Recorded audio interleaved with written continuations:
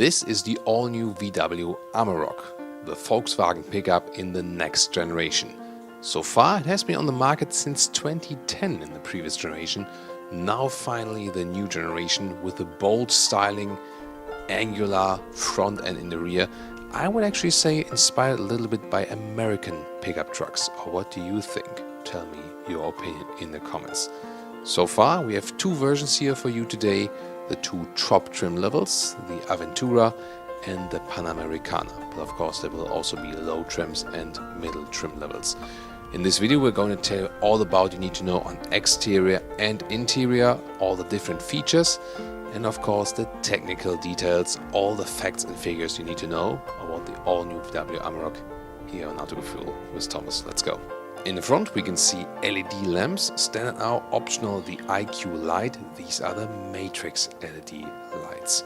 And there will be a double cab version, the one you can see here now with 4 doors, but also a single cab version with 2 doors. They are different than in the loading area and of course also how many passengers it can house. Wheels start from 16-inch and go up to 18-inch for all-terrain tires or even up to 21-inch for normal tires. The double cab with the 4 doors can house 1 Euro pallet on the loading area, and the single cab will house 2 Euro pallets. Indeed, the difference is the length of the bed. With the double cab it's 1.5 meters or 60 inches in length, 1.2 meters in width. Same width for the single cab, but then 2.3 meters or 90 inches. Towing capacity up to 3.5 tons depends on the engine. The payload at around 1.2 tons, and what you can directly put on the loading area is 500 kilograms. Even more interesting, you can also put a roof tent on this pickup truck. Actually then the weight you can put on there is 350 kilograms. That might, for example, be a tent for at least 2. They claim even for 4 persons, of course always depending on the weight.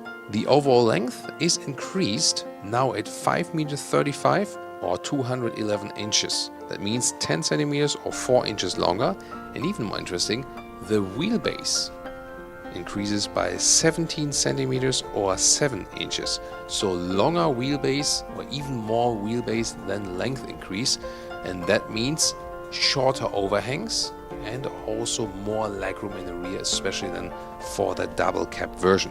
The shorter overhangs also lead to better approaching angles, 29 degrees in the front. The standing angle is now at 21 degrees. And more off-road features or effects, 80 centimeters wading depth, now a massive increase, now at 31 inches. Well, I think the styling works very well, especially at the rear with these lamps. And yeah, once again, I think really inspired by Ford pickup trucks, and I mean, they are also working together, right? You know, especially in the commercial vehicle segment. Let's see if this has anything to do with it. But definitely the Amarok has been very well received in styling, and I think this will continue right here, especially also with these trapeze style wheel arches. That has also been one of the characteristic elements.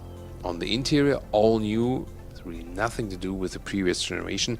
We can see this vertical layout of the screen and the digital instruments, always digital on the left, either 8-inch or optional, what you can see here, 12-inch. You can also see when you pick the different driving modes that you can see them on the digital instruments. This will be very interesting. More driving modes and also a lot of assistance systems here for this pickup truck.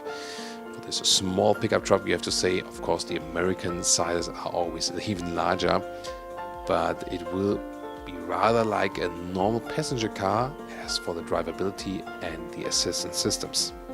On the right side, infotainment comes in 10-inch or optional 12-inch, the bigger one you can see right here. And also this vertical layout, I think even more inspired by American pickup trucks, isn't it? Apple CarPlay and Android Auto is standard equipment. There will also be a Harman Kardon sound system available. I would really be looking forward to that. As for the seating materials, they claim that they have worked on the ergonomics of the base seat itself, and then the lower trim levels will probably come with fabric seats. Have no exact info on that yet. The style trim level will come with microfiber seat, they call it Art Velour. However, the Panamericana and Aventura, here the top two trim levels, they will feature animal skin seats. And I mean, by a car that is newly released in 2022, that's of course disappointing. As for engines, yeah, they haven't announced an all-electric version, which is disappointing as well. They would rather go with the classic 2-liter TDI. Yeah, we all know that engine. 150 horsepower, 170 or 204, the latter than with the bi-turbo, the other one single turbo. And also a 3-liter V6 TDI with 250 horsepower. On the petrol side, a 2.3-liter TSI 4-cylinder with around 300 horsepower. And the two bigger engines, or the most horsepower intense engines, so the 3-liter V6 TDI or the 2.3-liter TSI, these two will feature permanent all-wheel drive. The other one have all-wheel drive on demand, so you either have rear-wheel drive or you connect it then for the all-wheel drive. The higher horsepower versions will also feature a 10-speed automatic gearbox.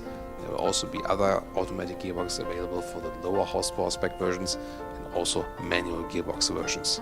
For more off-roading, you can also use the transfer box. So what else can we see, for example, in the interior? It seems like they're using a mix of screens and digital controls, but also still a lot of real buttons and things you can really turn and press. And I think that's actually a good decision also when you, for example, take a glimpse at the steering wheel and so on. So they represent us a mix of capacitive fields and real buttons. So I think in that case they went for a good decision. Overall, it seems, some people thought the pickup segment would be dead, especially in Europe, for example. They're going to revive that now. Of course, we all know that in America, in the US, it's one of the most popular segments still. They will not release the Amarok in America as far as the plans go at this moment. It's supposed to be for Europe, for Africa. It's also built in South Africa and also for the Australian and the New Zealand market, for example.